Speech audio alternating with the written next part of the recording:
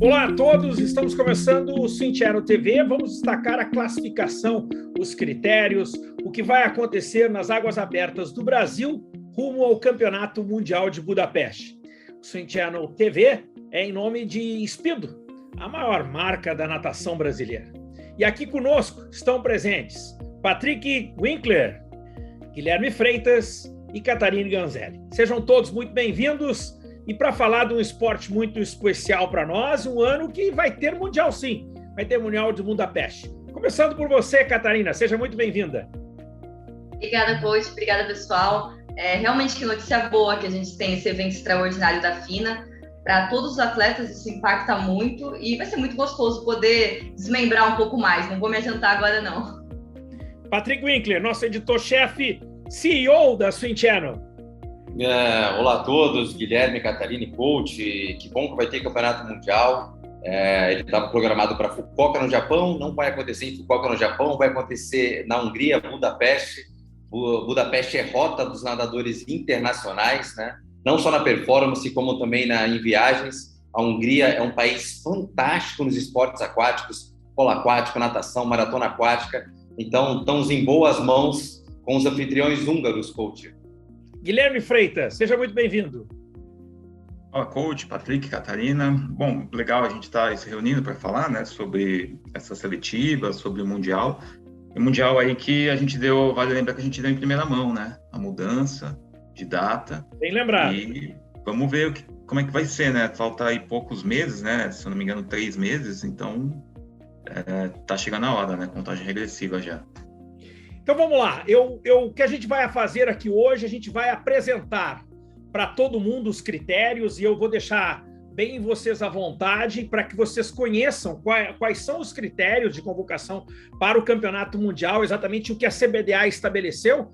E aqui eu até apresento para vocês em detalhes, para que vocês saibam exatamente como serão os critérios de formação da seleção brasileira, como a CBDA determinou. Então, uma das primeiras coisas, né, é saber para onde nós vamos. O Campeonato Mundial de Budapeste, até nós vamos detalhar depois, nós temos 4 provas no Campeonato Mundial, são 3 provas individuais, uma prova de revezamento, até depois a gente vai detalhar, inclusive, o que aconteceu com a prova dos 25 quilômetros, essa polêmica se vai ter ou não, e a gente vai falar também da prova nova do revezamento, mas isso é mais para frente. Agora a gente vai falar dos critérios da seleção brasileira. Então, eu começo detalhando para vocês, esse é a cópia do boletim das maratonas aquáticas, da prova de maratona aquática, que é a prova dos 10 quilômetros, também a prova dos 5 quilômetros e a prova dos 25 quilômetros. E aqui, de acordo com o boletim da CBDA, ficou estabelecido que a seletiva feminina, nós teremos apenas uma mulher classificada, 2 dos homens na prova dos 10 quilômetros, total de 3 atletas. Na prova dos 5 quilômetros, apenas a campeã da prova na prova dos 5 quilômetros, mais 2 vagas do masculino. E para a prova dos 25 quilômetros, será formada pelos nadadores que serão classificados pela prova dos 10 quilômetros. Aqui ele fala em 3 atletas. Tudo isso está sendo falado por conta de uma classificação antecipada, a gente já fala sobre isso, para a nossa campeã olímpica. E ficou determinada a seletiva. A seletiva está marcada para a represa de Billings, no dia 15 de abril, exatamente lá no Billings Country Club, em São Bernardo do Campo. Eu já vou dar para a Catarina para falar disso. E depois, no dia 17 de abril, a prova dos 5 quilômetros. Todos esses critérios, eles foram estabelecidos contando com isso aqui. Ana Marcela Cunha, classificada por antecipação. Classificada por antecipação, ou seja, ela, como campeã olímpica da prova, ela tem direito à classificação para a vaga olímpica, para a vaga tanto dos 10 como dos 5, e ainda tem, inclusive, o direito, se ela quiser nadar a prova dos 25, e a gente sabe, pelo multicampeã que ela é da prova, ela vai querer dar a prova dos 25. Como também está classificado o seu técnico, Fernando Pocente, já está indicado como o treinador da seleção brasileira, um dos técnicos da seleção brasileira. Então vamos lá, eu vou abrir a conversa exatamente para começar até pela Catarina, que ela fale inicialmente, Catarina, vamos falar dos critérios, vamos falar da classificação. O que você achou dos critérios estabelecidos pela CBDA? Eu acho super justo, não é a primeira vez que a Ana Marcela já está classificada, né? Então, assim, a gente está habituado a ver a Ana classificada antecipadamente devido a resultados internacionais a Olimpíada aconteceu não faz nenhum ano, nas águas abertas, a gente tem o costume de ver os atletas classificarem para os campeonatos em torno de um ano antes, como é o caso da Olimpíada, que as 10 primeiras sempre classificam o Mundial do ano anterior. Então, eu acho que está muito condizente com a realidade da modalidade, com as regras, com o que a gente está habituado. Também a questão do intervalo das provas, o Campeonato Brasileiro vem acontecendo os 10 e os 5 seguidos, sem esse dia de intervalo, por ser uma seletiva, mudou a data, teve essa questão de fazer os 10 quilômetros na sexta, um dia de intervalo, 5 quilômetros no domingo. Eu acho também super condizente, muitos atletas que não são da modalidade podem pensar, poxa, é muito pouco tempo de descanso, mas é a realidade do Mundial, então tá tudo bem. E quem nada maratona também está habituado com isso. Quanto aos 25 quilômetros, é questionável. A gente hoje não tem um especialista no Brasil, por mais que a Ana Marcela tenha todos os títulos que ela tem, ela não se especializou em 25 quilômetros, ela é uma atleta fenomenal, tanto que ela havia ganhado 5 no último Mundial também, só os 10, que é a que ela mais focou por questão de ser prova olímpica, né? Foi a que ela não teve o mesmo desempenho no último Mundial, quando ela ficou em quinto. Mas o 25, eu sonho que um dia o Brasil venha a ter uma seletiva. Sei que não teve até hoje uma seletiva própria para os 25. O critério de levar os atletas dos 10, eles recusando a vaga, colocar o pessoal dos 5, é um placebo, né? Eu acho que não é o cenário ideal, mas é melhor ter representante do que não ter. E se essa é a única forma de ter no momento, tudo bem. Mas ele merece também pelo menos uma vaga inicialmente, depois mais para o futuro pensem por 2, mas eu acho que a gente merecia ter também uma seletiva para 25 quilômetros. Eu vou chamar o Patrick, mas eu vou chamar até por um outro tema. Troféu Brasil, 4 a 9 de abril. Seletivas olímpicas das águas abertas, 15 a 17 de abril. Na sequência, você gostou dessa superposição de datas? Eu gostei porque o nadador de piscina ele vai arriscar maratona aquática. O nadador de piscina, ele geralmente nada mais de uma prova, vai ter um mini intervalo e depois ele se arrisca numa águas abertas da Billings, que é água doce, água semi-flat, um pouco mais parecida com piscina. Então tem tudo para algum nadador de piscina que quiser, que tiver bem, principalmente na prova dos 5 km, que tiver bem arriscar, vai estar ali polido e raspado. Agora, Patrick, tem um detalhe. Vamos falar de uma forma bem específica. Nosso melhor nadador de fundo, recordista sul-americano, vamos dizer que o Guilherme Costa, ele vai lá e mete 15,44 nos 1.500 metros nado livre. 15,44, nós estamos falando de um nadador que pode cair na água para, quem sabe, buscar uma vaga, uma medalha no Campeonato Mundial. Você acha que o Cafu, sabendo que a prova das águas abertas vai ser antes da piscina no Mundial, você acha que ele colocaria o Guilherme Costa para nadar a prova de águas abertas? Eventualmente, um 4 por 1.500, se a Ana Marcela estiver bem, se a Jung Brut estiver bem e o Cachorrão for fenomenal, tiver chance de medalha, sim. Sim, ele pode colocar o cara para nadar só o 4 por 1.500. Temos 2 mulheres fantásticas e um terceiro homem que pode chegar junto com italianos e alemães, vamos para cima. E o Cafu é um cara que vai para cima. Guilherme, eu achei os critérios muito simples, eles são diretos. Primeiro e segundo homem, primeira mulher. O que você achou da suposição aí desses critérios que foram estabelecidos pelo Conselho Técnico Nacional e aprovados pela CBDA? Eu acho que é justo, né? Você também deixar uma vaga para a Ana Marcela e aí a campeã. É simples, é fácil de entender, né? E no masculino a mesma coisa. 1, 2, você sabe que os 2 primeiros vão se classificar automaticamente. Então, acho que é justo, né? Porque você está premiando os 2 melhores, o masculino e a melhor no feminino. E também para o público, eu acho que é fácil, né? Porque não tem aquela coisa de, vai, sei lá, é o primeiro, o terceiro, aí vai por eliminação, essa daqui já tem uma vaga no 5, então ela não nada. Então, acho que fica fácil para o entendimento do público também. Então, você já sabe que são os 2 primeiros que vão... quem bater na frente está classificado. Então, acho que é algo bom assim que a CBDA fez, pensando também até para divulgar o evento, né? Eu vou apresentar, vou voltar a dividir a tela, mas eu quero dividir a tela para vocês a partir de um novo tema, E eu vou deixar para a Catarina falar sobre isso, porque é um tema que a gente pouco fala, né? E eu vou até dar uma adiantada aqui na apresentação. que é para falar disso aqui. Catarina, você sabe que uma das coisas que a seletiva também vai apontar é a convocação para os Jogos Odessur. Então, os 2 homens dos 10 quilômetros e as 2 mulheres dos 10 quilômetros, né? No caso, Ana Marcela, já conhecida, nadam a prova dos Jogos Odessur, dia 12 de outubro, que é classificatória para Santiago 2023. E o Brasil vai ter que enviar a seleção brasileira principal para os Jogos Odessur, que vale vaga direta para os Jogos Pan-Americanos. E lá na Assunção, no Paraguai, nós conheceremos quem são os 7 primeiros colocados que estão garantidos. Você acha que é importante para o Brasil brigar por essas vagas dos Jogos Pan-Americanos? Eu acho que é importante e eu acredito que, como em outras temporadas, a Maratona Aquática Brasileira tem uma seleção B forte também. Porque em Sul-Americano tem-se, né, muitas vezes a situação de não ir a Ana Marcela e uma seleção B, e mesmo assim a gente conseguir medalhar e fazer dobradinho em várias provas de maratona aquática. No caso do masculino já é diferente, porque o nível ainda não está o mesmo. E eu posso falar até na própria Viviane Jungblum, que vem se destacando muito bem. Então, o cenário feminino e masculino está diferente no Brasil. O feminino, na modalidade, está à frente.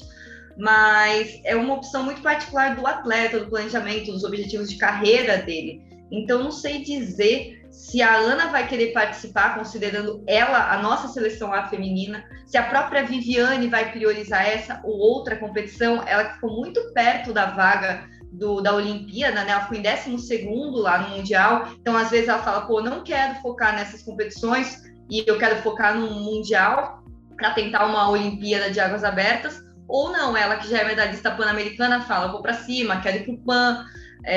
Eu não sei exatamente qual é o planejamento da atleta. No masculino, eu acredito que ninguém vai economizar a competição ou vaga, todo mundo vai querer nadar tudo. É importante mandar a seleção A, mas a seleção B do Brasil dá conta no Sul-Americano de representar muito bem e disputar entre os primeiros. Lógico que no Pan-Americano já é outra situação, aí fica um pouco diferente. Mas eu acredito que no masculino é seleção A, no feminino eu não sei dizer ainda quais serão os objetivos das nossas 2 principais atletas, se elas vão fazer um planejamento incluindo ou não. Eu acho que sim, porque tanto a Ana como a Vivi, elas estão nadando muitas provas, com muita constância, e o nível é legal, assim, para elas. Dá para fazer vamos dizer, uma preparatória boa para competições de nível maior. Catarina, eu vou ficar contigo, eu vou falar disso aqui. Me conta um pouquinho de como é nadar nesse lugar, porque você mais do que ninguém, você nada, você até, né, você frequenta esse lugar com frequência. Conta para nós exatamente como é a estrutura da represa Billings, que vai receber a prova que está marcada para ser a seletiva nacional. O Billings Country Club, todos os atletas de maratona no Brasil vêm a conhecer, porque ele já está fazendo parte do circuito brasileiro há alguns anos. Os atletas de São Paulo, principalmente, nadam o Campeonato Paulista da FAP, circuitos fora, né, sem chancela, também acontecem lá. Muitos treinos de assessorias acontecem lá. É um berço assim, de muitos centros de maratona aquática no Brasil. A Billings já é frequentada há muito tempo. Tem as condições ideais, a água é limpa, né? O pessoal pergunta muito da água. Tem um lado da Billings que é sujo, um lado que é limpo, e vai acontecer claramente no lado limpo, né? Não tem muita situação de atleta passando mal, tendo virose, tendo coisa ruim lá depois. A temperatura da água, ela varia, mas eu acredito que em abril vai estar bem confortável, assim. Eu coloco uns 21, 20 graus num pior cenário, acho que não vai estar abaixo disso.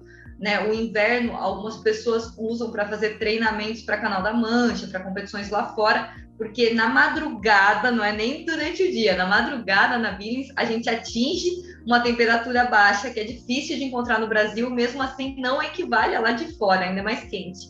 Então, eu sinto que é um cenário bem legal. A diferença da gente estar do mar para o lago é justamente essa densidade da água, né? Que no mar a gente, por conta do sal, tem uma flutuação maior, e na represa você tem uma flutuação menor, às vezes até menor do que a de piscina, dependendo da composição, com minerais, ferro e tal. Então, é favorável para um atleta, como posso dizer, mais pesado, perdão, mais leve, que ele não vai ter essa flutuação que o atleta mais pesado tem no mar. E quanto a parecer uma piscina, que o pessoal diz muito, Pode vir a ter um vento, isso incomoda o atleta de piscina. Essa questão de posicionamento no pelotão, ela também é uma questão muito do maratonista aquático. Então, por mais que você está num cenário favorável para um atleta de piscina, não é por isso que ele vai ter tanta vantagem, não. Nadar com um monte de gente te batendo exige muita experiência e muito controle mental. Então, não é porque eu estou na Billings que, tá tranquilo. Inclusive, a navegação lá é muito boa, porque é todo o cenário meio aquele verde musgo e as boias são laranjas, amarelas, vermelhas. A visibilidade é excelente. Perfeito. Claramente, é menor a incidência de neblina nessa época também, fora que ela é muito previsível. Então, a prova não vai acontecer em momento de neblina, né? Já foi cancelada a prova por situação de neblina lá, mas não tem chance disso acontecer na seletiva. É fácil prever quando ela vai baixar, quando ela vai subir. Então, eu sinto que é um cenário ideal, porque vai ser em lago, né? Lá em Budapeste, a gente tem sempre que respeitar isso. A gente está selecionando os melhores atletas para uma competição, então é chegar o mais próximo possível das características da competição internacional que eles vão representar o Brasil. Eu achei uma ótima escolha. Patrick, você também conhece muito bem o lugar, e aí eu faço até uma provocação. Os melhores nadadores de piscina levam vantagem? Eu acho que nos últimos Jogos Olímpicos ficou provado ali que mesmo a Ana Marcela, que pegou uma situação mais favorável para atleta de piscina, venceu. Então, hoje o maratonista aquático ele tem que estar preparado para qualquer situação e o nadador também. Eu acho que vai ser um momento aí de renovação na natação masculina, de concretização da natação feminina, né? Então, realmente eu acredito que a natação masculina vai ser muito mais imprevisível ali, e um momento, mesmo no flat, vai ser um momento aí de renovação, coach.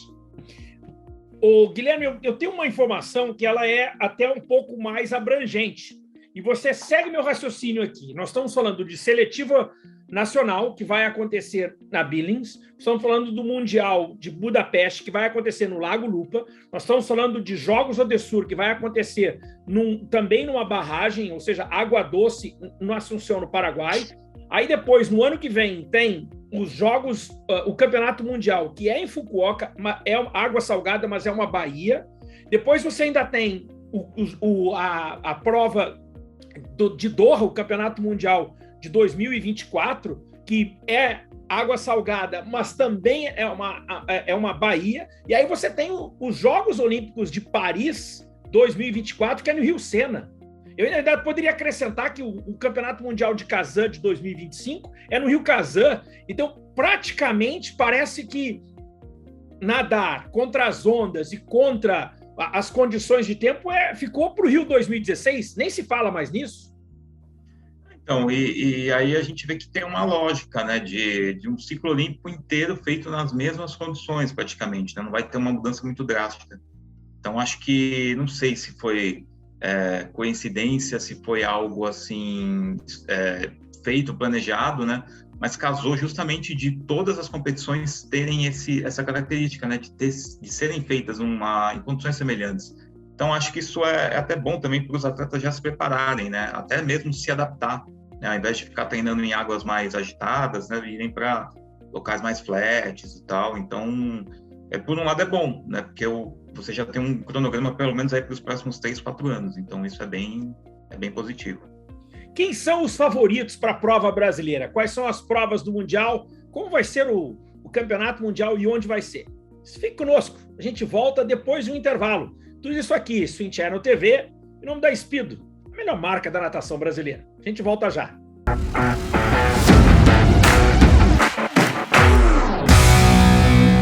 Estamos de volta, esse é o Swim Channel TV, a gente aborda águas abertas aqui, a classificação do Brasil, os critérios, a formação da seleção brasileira e o Campeonato Mundial de Budapeste. E agora é a hora de a gente falar de Budapeste, mais especificamente de como será a prova por lá. Dá uma acompanhada aqui comigo, exatamente o que nós trouxemos para vocês, você vai conhecer um pouquinho de como será essa prova. Campeonato Mundial de Budapeste, eles estão sendo chamados de extraordinário. Por que ele é extraordinário? Porque ele não fazia parte da sequência. Mas diferente do último Mundial de Budapeste, quando a prova foi lá no Lago Balatonfueret, que já foi sede, inclusive, do Campeonato Mundial Júnior, onde o Brasil, inclusive, foi medalha.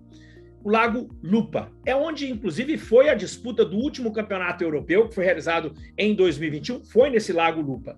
E a gente traz aqui alguns detalhes para você. O Campeonato Mundial está marcado de 18 de junho a 3 de julho.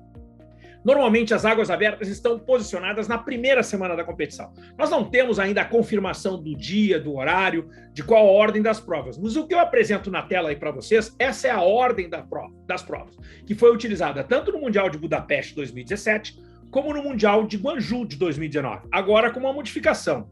O revezamento 4 por 1.250 virou 4 por 1.500. E essa é a ordem: 5 km para o masculino, 10 km para o feminino, na sequência o 10 km para o masculino, 5 km para o feminino, o revezamento e no mesmo dia as provas dos 25 km. Patrick, você gosta dessa ordem de provas? Você gosta da mudança do revezamento? Coach, não gosto nem da ordem de provas, nem da ordem como ela é feita no Campeonato Mundial, né?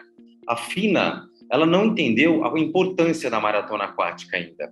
Então, em primeiro lugar, para você se classificar para uns Jogos Olímpicos, você precisa estar entre os 10 do mundo.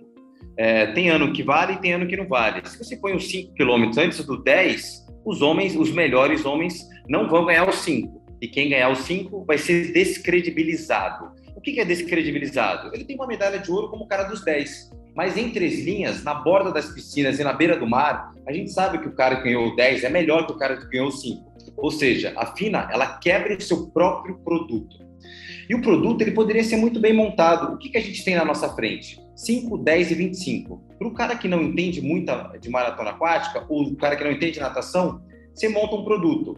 Meia maratona, maratona, ultramaratona e relay. 4 provas, 4 medalhas de ouro, fácil de entender, embala isso e vende.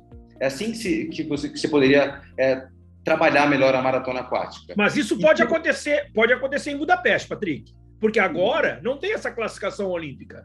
E também, assim, a gente tem que pensar no peso da maratona aquática. A FINA tinha que fazer uma experiência de colocar a natação de piscina antes da natação de águas abertas, pelo menos um mundial.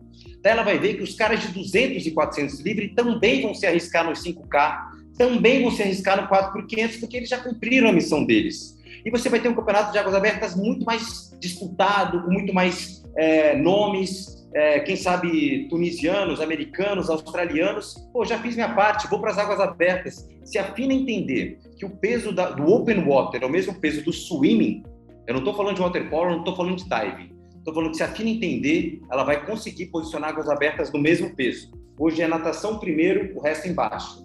O dia que ela entender que a natação e águas abertas têm quase o mesmo peso, ela vai mudar e vai ganhar mais dinheiro. A ordem não está boa, nem no só das águas abertas e nem em relação aos 5 ou 6 esportes aquáticos da FINA.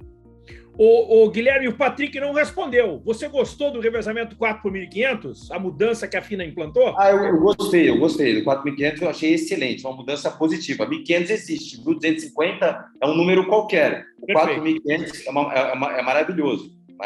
Isso é ponto positivo. Você gostou, Guilherme? Concorda com o Patrick? Bom, agora ele respondeu, mas eu concordo. Eu acho interessante, porque você coloca uma prova já conhecida na piscina, né? 1.500, e acredito que também deixa a prova mais dinâmica, né? Você pode mexer na estratégia. E eu acho que é interessante. Essa prova, se eu não me engano, já teve, né, em eventos de base, Abu Dhabi, né? Abu Dhabi. Isso, foi no Abu Dhabi, né, no festival, como um teste, mas eu acho que vai ser interessante ter essa mudança, né? Porque aquela de 1.250 realmente, um número quebrado, meio até difícil, né, de compreender. Mas se eu não estou enganado, essa ordem é a mesma do Mundial de Guangzhou, né? A ordem de provas.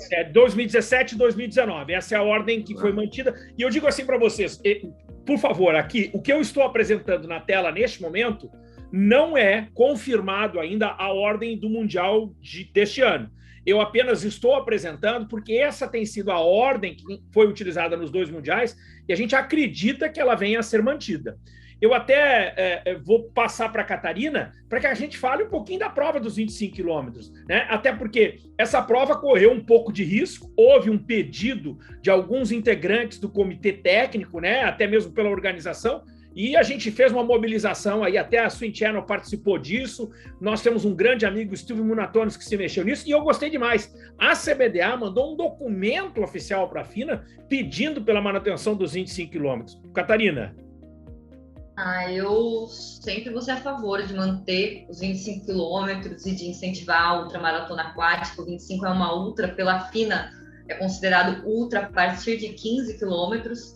E eu gosto da distância de 25, eu gosto do tempo de duração de prova de 25, que vai dar em torno de umas, lógico, depende do dia, do nível do atleta, né? Mas 5 horas e meia, entre 5 horas a 5 horas e meia, 5 horas no masculino, 5 horas e pouco no feminino.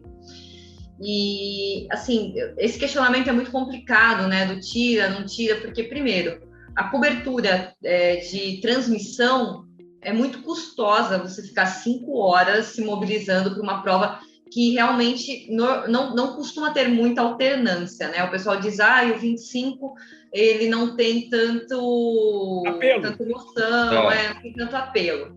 É uma prova que tem menos pessoas, ela é um pouco mais desafiadora e não é todos os atletas. Você vê a largada dos 10 já com 100 pessoas, o 25 vai bater 50 ali, talvez somando os dois gêneros, né? É uma prova que tem menos procura. Você fala, vou manter 5 horas de estrutura, de ambulância, de barcos, de bote, de polícia, de técnicos para hidratar, de plataforma, de reserva do local que está acontecendo, que muitas vezes você trava o fluxo de embarcações locais e tudo, para 50 atletas. Então, fica esse questionamento também, mas eu sou a favor dos 25, acho que tem que acontecer no mesmo dia. Uma coisa que é muito legal de falar, que é bem tradicional dessa prova, é que a largada do masculino ela acontece em torno de 20 a 30 minutos antes do feminino, e eles buscam, né, o feminino, eles dão uma volta nas mulheres, né, depende do formato do percurso e tudo, mas a própria Ana Marcela, ela entra no pelotão masculino, a segunda, a terceira colocada entra no pelotão masculino, as meninas já largam sabendo que vai passar um pelotão de homens mais forte que elas, mas dependendo do número de atletas que estiverem nesse pelotão, é fácil de você ficar na esteira, e elas vão manter até o final da prova delas a esteira do homem. Assim, isso parece que mascara um pouco, mas ao mesmo tempo eu sou bem a favor dessa dinâmica. Não daria para dividir 2 dias de prova, manter essa estrutura de 5 horas e meia durante 5 horas da manhã e 5 horas no período da tarde. Então, por mais que aconteça sempre essa dinâmica do pelotão masculino passar o feminino e o feminino se aproveitar da esteira, sempre isso acontece, eu acho que não tem como manter a estrutura em 2 momentos separados. Então, assim, acho que tem sim. Eu queria que você abordasse essa discussão dos 25, mas também abordasse outra coisa, Patrick, ainda em cima dos 25. Eu só conheço 2 países do mundo que fazem seletiva para apurar os nadadores de 25, que é a Itália e a Rússia. E nenhum dos 2 tem campeão mundial dos 25. Eu queria que você abordasse exatamente esse tema, exatamente que a Catarina falou, e também falasse da necessidade de ter ou não uma seletiva para a prova. Putz, eu realmente não sei. A Itália e a Rússia, eu não sei se tem campeão de 25 ou não. Não tenho na dúvida. Talvez lá atrás.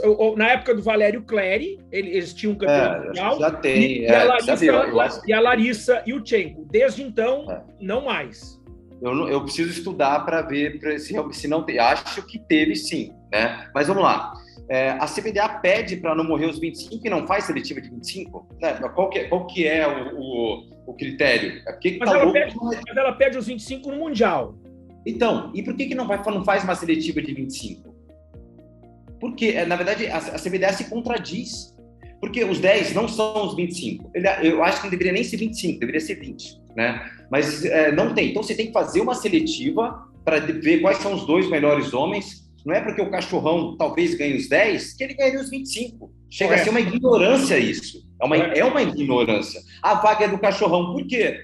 Porque, sei lá, não tem dinheiro para levar. Não tem dinheiro para levar 2 caras para o Mundial? Lógico que tem dinheiro. Tem dinheiro para levar. Poderia fazer uma seletiva, estabelece os 2 melhores ultramaratonistas, ou pelo menos o melhor, e aí você vai. Agora, se a CBDA pediu para não cancelar, o motivo é uma medalha de ouro da Ana Marcela para melhorar no quadro de medalhas. Mas é justamente isso. A Ana Marcela faz uma diferença. O Brasil já foi campeão por equipes na modalidade lá em Barcelona. Nos 25, mesmo que você chegue um pouco para trás, você vai ter uma colocação melhor do que muitas vezes um atleta que foi nadar alguma prova individual na piscina. Porque às vezes tem, sei lá, 20 mulheres nadando e a menina fica que se seja 15º, na piscina você tem que pegar uma semifinal. Enfim, eu acho que a questão de pontuação conta muito, não para o Brasil, mas para algumas federações que estão brigando por títulos de equipes também, porque a gente já sabe que isso impacta. Uma medalha da Ana Marcela conta muito. Muito. Então, e tem mais um detalhe, viu, Patrick? Tem mais um detalhe.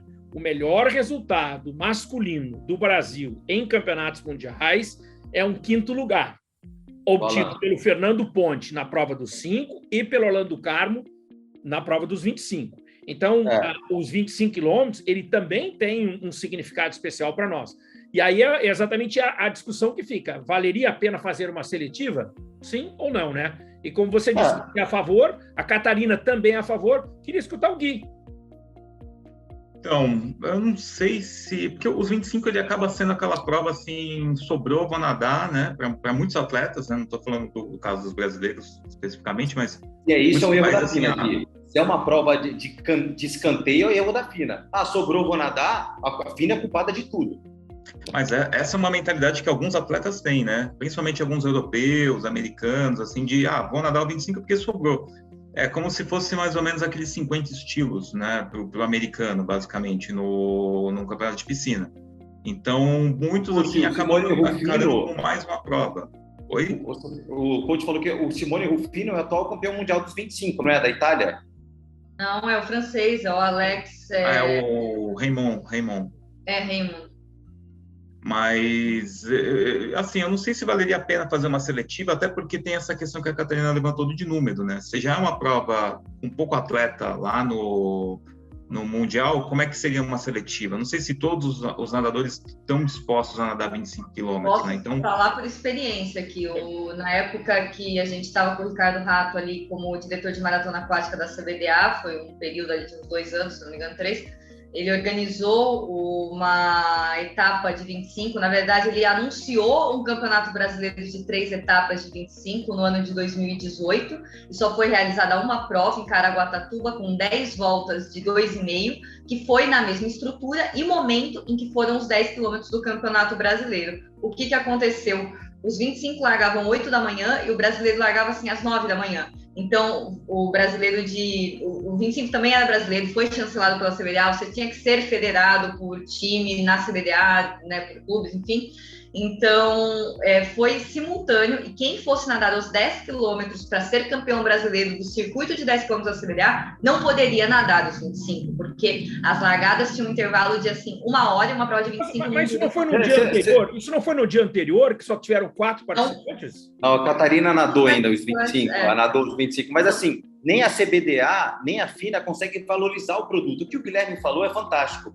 Sobrou, eu vou nadar. Enquanto for isso, essa prova não vai ter sucesso, né? Agora, se o ultramaratonista tiver um destaque... Patrick, qual é o motivo de que nem poucos países, eu disse para você, só conheço 2 países que fazem seletiva nacional para os 25 quilômetros. Qual é o motivo de só a Itália e a Rússia fazerem a seletiva para os 25 quilômetros? Desprezo da FINA. Só tem esse, porque se a FINA ultravalorizasse isso, se a FINA fizesse uma promoção, na verdade é em cadeia. A maratona aquática, 20 anos atrás, era o frustrado do 1.500. E hoje não é. Hoje é um produto que ser campeão dos 10K é tão importante quanto campeão de 50 livre. Só que há 20 anos atrás era o frustrado. Enquanto a FINA ainda tratar um ultramaratonista como um frustrado da maratona, vai ser um subproduto. Culpa da FINA. Mas tem prova de 25 km no campeonato europeu, tem prova de 25 km nos campeonatos mundiais. Aliás, a prova dos 25 km é a primeira prova do campeonato mundial, desde 1991. E eu continuo insistindo, Catarina, por que é que só 2 países do mundo fazem seletiva nacional dos 25, Catarina?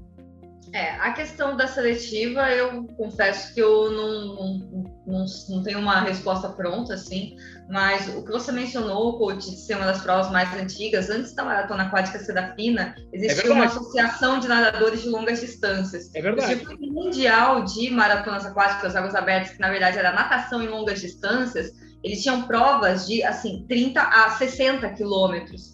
Então, a origem da modalidade oficial, mundialmente reconhecida como maratona aquática, águas abertas, são de provas muito mais longas que 25 quilômetros. Então, até pela origem da modalidade, sabe, pela tradição, quando a FINA englobou isso, é lógico que daí tem 1000 quesitos, 1000 fatores. Tem que ser comercializado, tem que ser homologado, tem que ser registrado. E assim, quanto menor a distância, maior o controle. Mais fácil de você montar uma estrutura, mais fácil de você tirar tempo por volta, mais fácil de você não ter que mandar um barco com cada atleta caso ele morra, porque assim, se você faz uma distância de 60 quilômetros, eu vou dar 30 voltas, eu vou deixar uma estrutura montada 10 horas, não vai. Então assim, a FINA tornou um produto que também era assim, ele poderia ser concedido para federações individuais. É muito mais fácil eu pedir para o mundo inteiro fazer uma prova de 5 ou uma prova de 10 do que uma prova de 60. Isso não ia acontecer. A FINA, ela, de certa forma, necessitou fazer isso para criar o que a modalidade é hoje, para ingressar em uma Olimpíada. Aquele formato original das águas abertas, realmente, ele não era tão transportável assim, ele não era tão legível, assim, não era algo... Mas, hoje... Catarina, você está falando de uma era pré-olímpica, mas mesmo antes dessa era de super longa distância, tem ainda a primeira metade do século passado, que eram travessias curtas, que é a pré-origem do Ironman, que eram as provas de 3.800 no Havaí e tudo mais. Esse é um outro tipo. A maratona aquática, o fato de se nadar em águas abertas, não era só os 60 quilômetros, sempre teve o 3, o 5, o 12, independente do circuito mundial. Mas ele não era reconhecido. Existia campeão mundial das longas distâncias. Agora, não existiu campeão mundial do nado no mar de 1.500 metros. A prova entrou no Campeonato Mundial de 1991. Inicialmente foram só os 25 quilômetros. E essa é a prova que nunca saiu. Os 25 quilômetros é a prova, né, é a origem do esporte dentro da FINA. Tirar essa prova, poxa, eu acho que todos nós aqui não tem como aceitar esse tipo de coisa. É totalmente reprovável e acho que a gente está na unanimidade. Vou trocar de assunto. Vou falar de... Coach, só um adendo. Será que se a gente não invertesse, botasse 25 para abrir, não estaria se valorizando mais? Eu acho que seria extremamente desgastante, porque a prova dos 25 quilômetros é uma opinião minha, e é uma opinião fisiológica. Os 25 quilômetros eu acho que é uma prova que tira um pouco da energia dos atletas. E aí eu vou até pelo Patrick. Eu quero os melhores atletas nas melhores provas. Eu não queria perder a oportunidade. Eu acho que a galera não ia usar, não. É a impressão. Eu quero concluir, cara, que a ultramaratona, ele é um subproduto e tem milhares de oportunidades de virar um megaproduto. Se põe os melhores nadadores para nadar o Canal da Mancha junto, ia explodir de audiência. Ia ser o melhor produto do mundo, assim, sabe? É como se promover a ultramaratona. A ultramaratona tem público e tem audiência. Se transformar num produto desejado, vai ganhar dinheiro. Tanto o atleta quanto a FINA. Vamos lá, galera. Eu quero falar com vocês do lugar que a FINA escolheu para fazer o Mundial. Vocês estão vendo aqui Budapeste, aqui embaixo. Você está vendo ali o rio Danúbio que passa, né? E sobe lá. Ali nós estamos a cerca de 20 minutos, mais ou menos, se você olhar exatamente.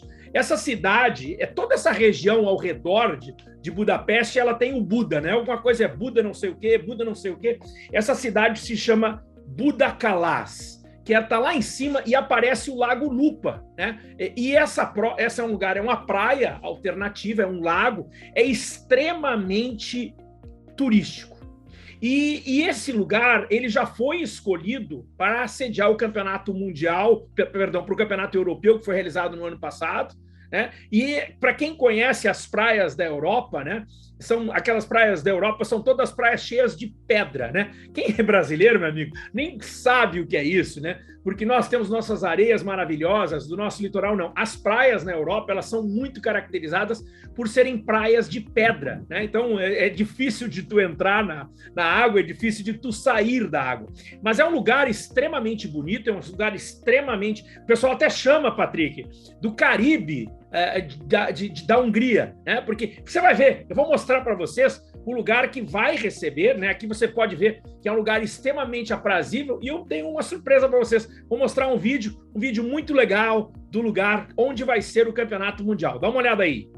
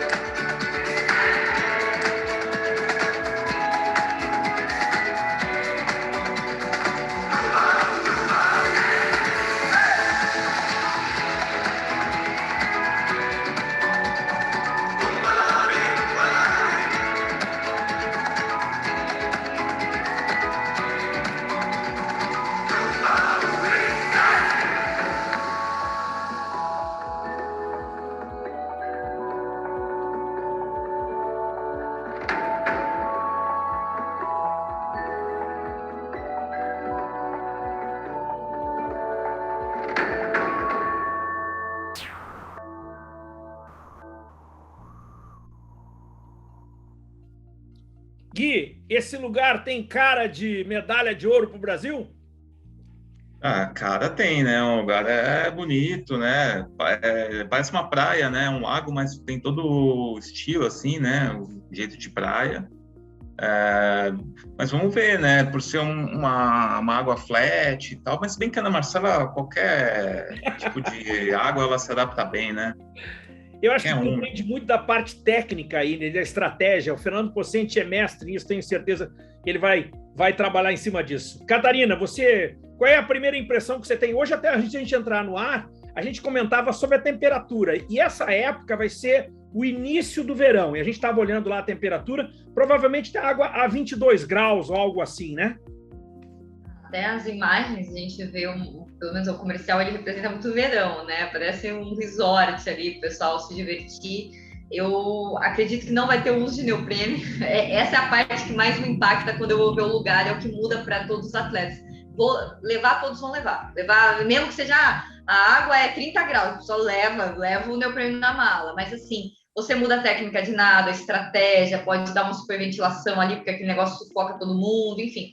Então, a questão técnica de estratégia, o que o local, a primeira coisa que a pessoa vai pensar, eu vou nadar com o neoprene ou vou nadar com traje tecnológico sem ser de borracha?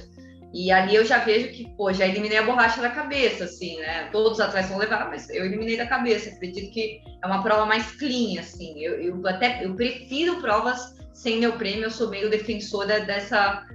quanto mais na pele, mais real é o campeão ali. É uma opinião particular, não tem certo e errado, né? E resistir ao frio também é uma característica que tem que ser do maratonista aquático.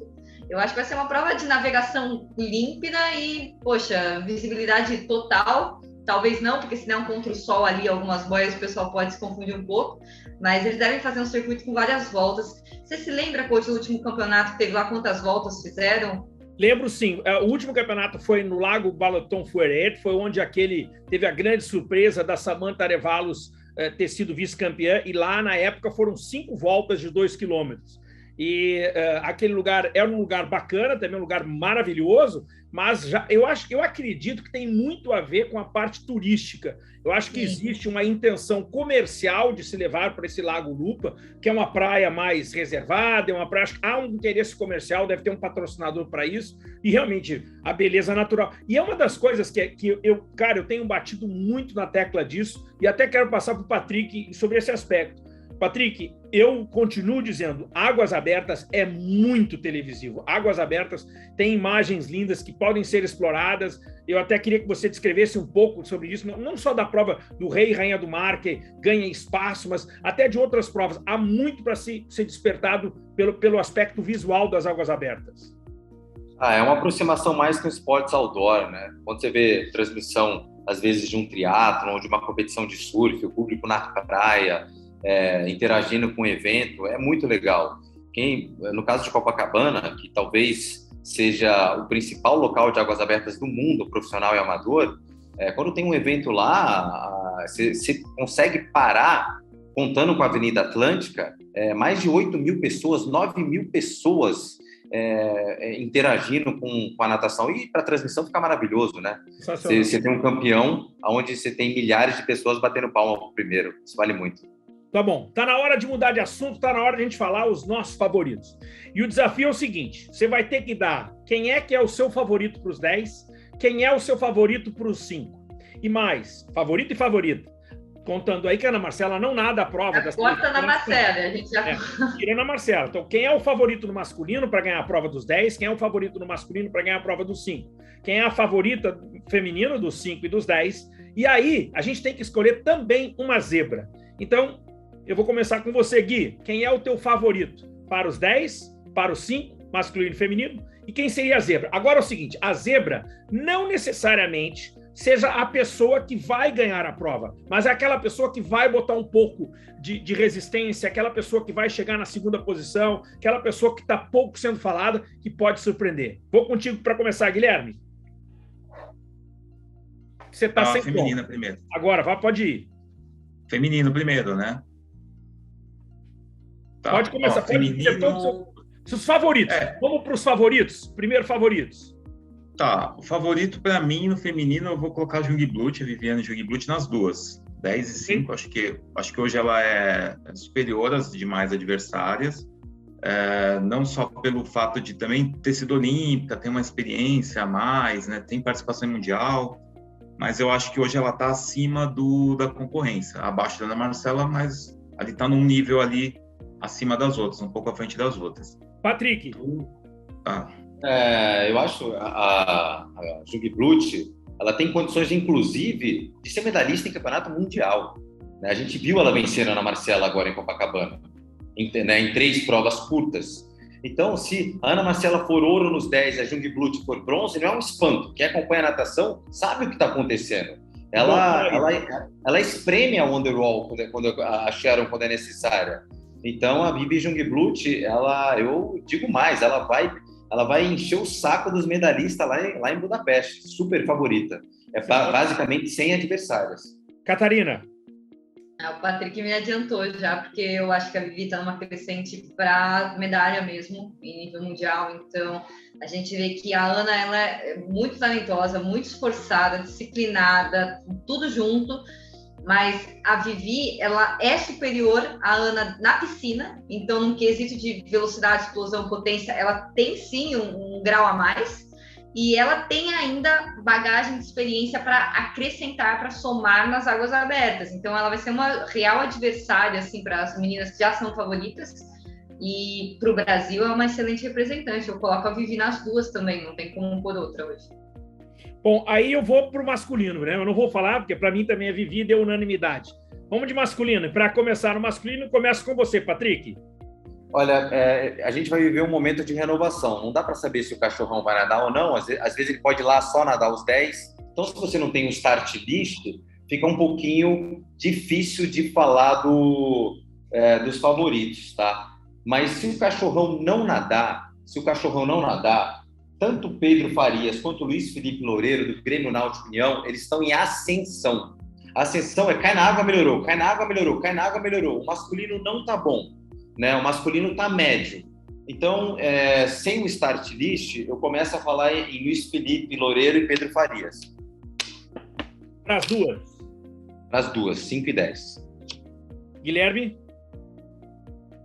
Eu acho que não dá para a gente dispensar também os atletas um pouco com mais de experiências, né? O Patrick falou de 2 caras mais novos, mas eu ainda acho que, por exemplo, o próprio Vilarinho, que é um cara que tem experiência, que pode surpreender, o próprio Finco, né, que mudou de clube agora também, não sei como é que está a cabeça dele com uma outra estrutura, um novo treinamento, pode ser um cara que chegue. Então eu vou dar uma mesclada, vou colocar um cara mais velho e um cara mais novo. Vou colocar nos 5 quilômetros, acho que vou colocar o Finco, e o Loureiro. E nos 10 eu vou colocar o Loureiro e o... E quem que tinha falado aqui mesmo, além do Finco, era o Vilarinho. Então acho o Loureiro estaria nas duas, com o Finco nos 5 e com Isso. o Diogo nos 10. Vou dar uma mesclada, vai. Um mais Catarina. velho, um veterano, como diz o Patrick, e um mais novo. Bom, no 5, eu vou colocar o Bruce Hanson, porque ele teve um desempenho legal no final do ano passado, ele é um atleta muito empenhado, ele tá com um trabalho legal com o Vlad. O Vlad Veiga é um técnico que eu respeito muito, principalmente para fundo. Hoje ele tá... o nome dele está sendo muito falado por causa da Stephanie Baldutini, mas eu reconheço imensamente o Vlad do fundo.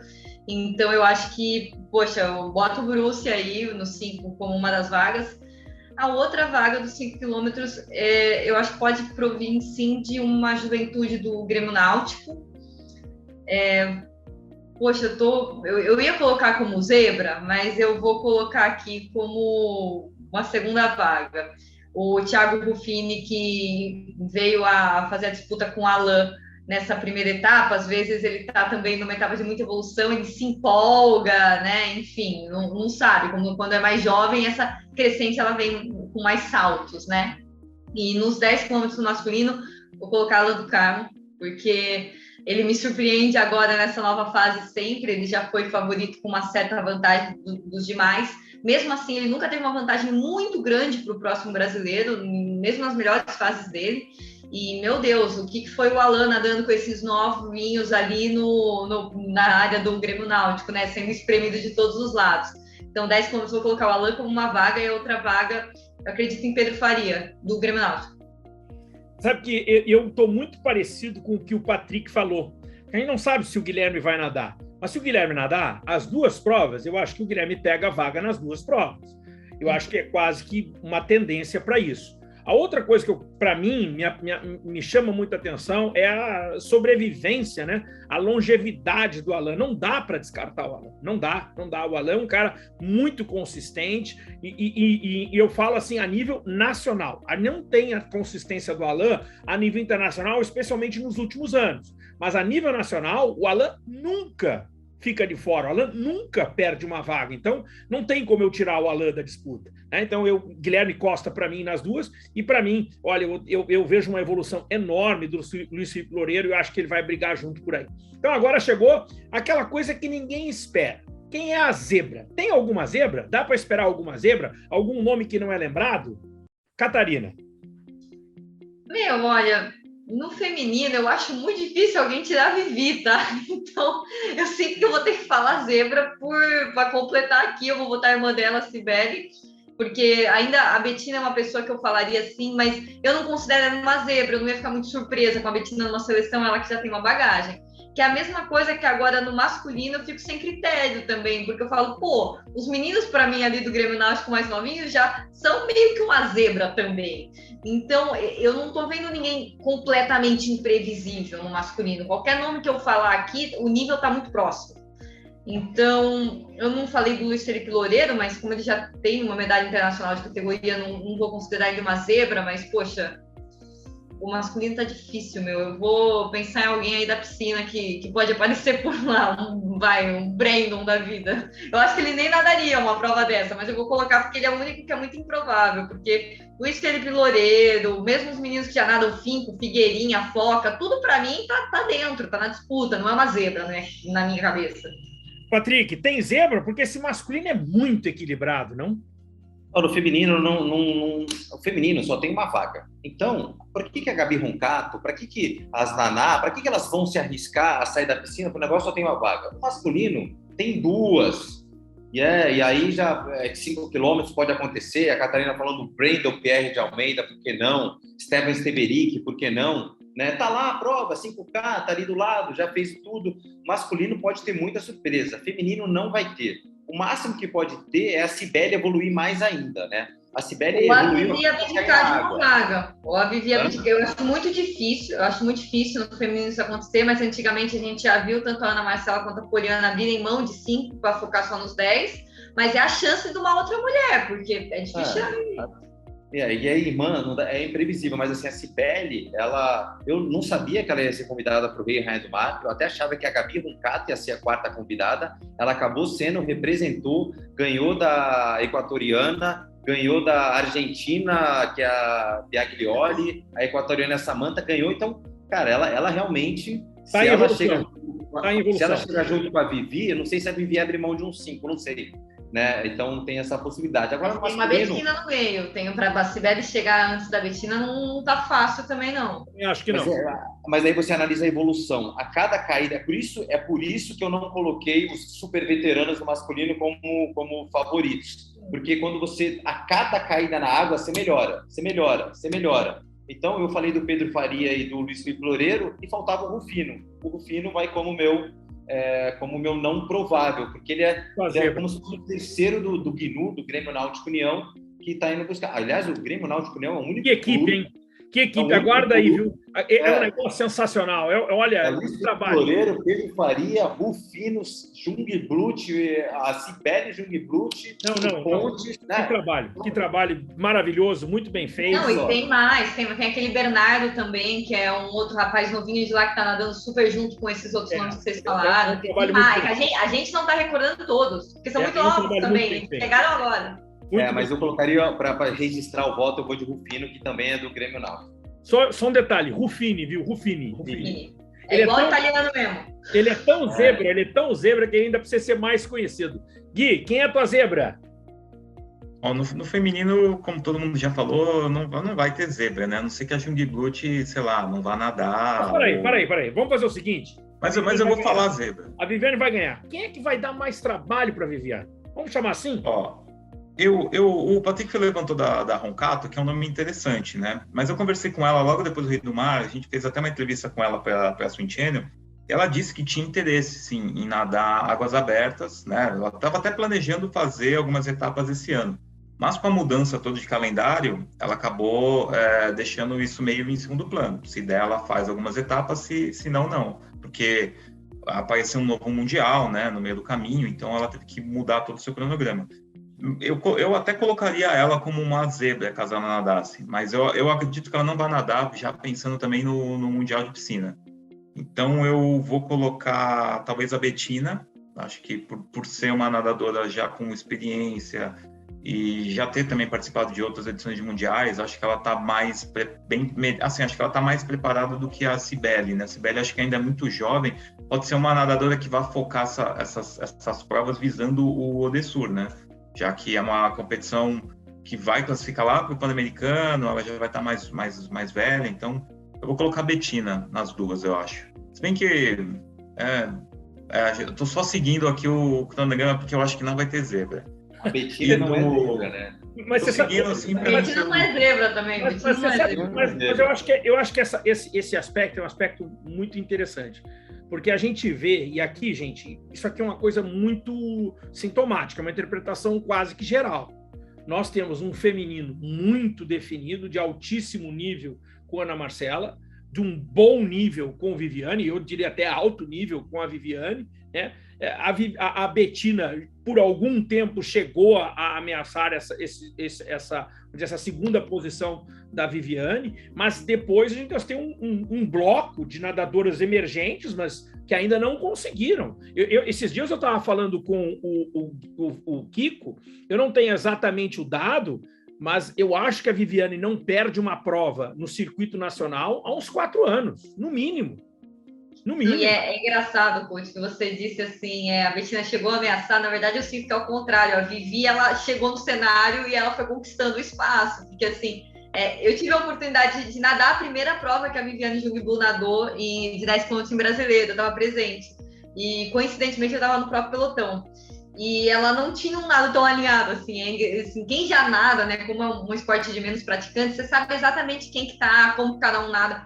E a primeira prova da Vivi, ela ainda não tinha tanta clareza, posicionamento em pelotão. E óbvio, você vai ganhando isso com a experiência. Hoje ela é uma excelente nadadora.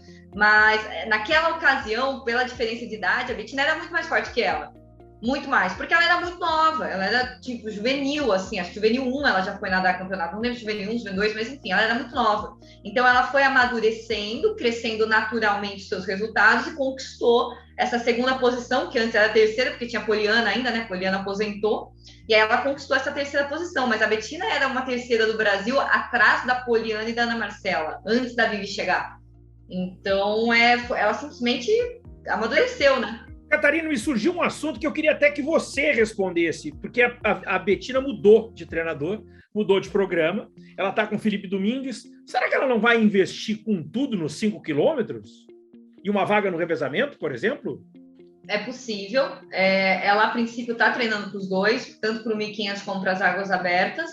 O índice do 1.500 ele ainda não está tão forte como o resto da tabela, né? Esse vai ser, nesse Mundial também, ele ainda não está tão absurdo assim quanto os demais, mas ela falou que vai voltar na maratona clássica, ela vai estar presente nas provas. As últimas conversas que eu tive com a Bettina, ela tá com foco em maratona também. Se ela vai ser mais para os 5 do que para os 10, eu não sei dizer, mas eu acho que é uma oportunidade, sabe? Porque hoje ela mesma fala que está bem definido também, a gente sabe, né? Que a Ana Marcela está muito distante, a Vivi está bem naquela posição fixa ali dela, então eu acho que assim, ela é uma boa pessoa, está num bom momento de carreira para ver dessas oportunidades. Valeu, gente. Olha, mais de 1 hora de programa. Faltou o meu, hein? Opa, faltou o meu masculino aí. Guilherme, vai. Diga lá, Gui. Ó, eu vou botar o Ruffini, né, como uma zebra nos 10. E no 5 eu vou botar o Alan, vai. Que eu não falei do Alan do Carmo. Mas o Alan não é zebra. Não é zebra, mas ele tá no meu aqui. A zebra tem que ser o cara do além, velho. O Guilherme me interrompeu para dizer que o Alan é zebra. Não. Mais uma coisa. Galera, mais uma coisa que passou batido. Pode estrangeiro dessa prova? Porque a gente tem a Raquel Bruni. Não, mas na verdade é o seguinte. Na verdade, o que está acontecendo no normalmente Brasil, não podia, tá? Seletiva. Eu até acho que por ser seletiva, dessa vez não será permitido. E isso eu não tenho como informação. Isso é uma impressão. Até porque um nadador estrangeiro, numa seletiva nacional, ele pode ocasionar algum problema, até porque ele faz parte de uma equipe, poderia ser questionado. Eu acho que passa por uma linha aí um pouco mais comprometida. Mas isso é apenas uma impressão minha, viu? Porque para evitar qualquer tipo de problema. Vamos lembrar que ano passado a seletiva nacional teve problema lá. Aliás, essas duas últimas, agora nós tivemos problema também com relação às câmeras. E uma das coisas importantes que eu queria terminar, porque nós fizemos um artigo na Swim Channel que falava do problema que nós tivemos na prova de Porto Alegre. E uma das coisas que o Alan me pediu, e ele me falou diretamente, é o seguinte, que ele até, depois que aconteceu a prova, ele fez algumas postagens, a gente conversou algumas coisas, o Alan em nenhum momento pediu para ser declarado o campeão da prova, num momento ele brigou por isso. A única coisa que ele levantava, e eu acho que essa tem que ser a última coisa que a gente vai falar no programa de hoje, é a seguinte: coach, foi ótimo que você botou a regra, e nós vamos ter 2 seletivas de Mundial, né? 2 seletivas que são importantes, e essas, que é o Mundial Júnior e o Mundial de águas abertas absoluto, é muito importante que haja uma câmera de um lado, haja uma câmera do outro e haja uma câmera em cima. E não houve em Porto Alegre. Eu acho que esse pedido do Alan, eu acho que é a última coisa que eu falo nesse programa, porque o Alan está 100% certo. Não pode ter uma seletiva de Mundial no qual a regra não seja cumprida. E o Alan está 100% de razão. Galera, esse foi Swim Channel TV, oferecimento da Speedo, a maior marca da natação do Brasil. A gente se vê. E o nosso próximo encontro vai ser igualzinho. A gente vai discutir os critérios da natação brasileira para o Campeonato Mundial. A gente se vê. Até lá.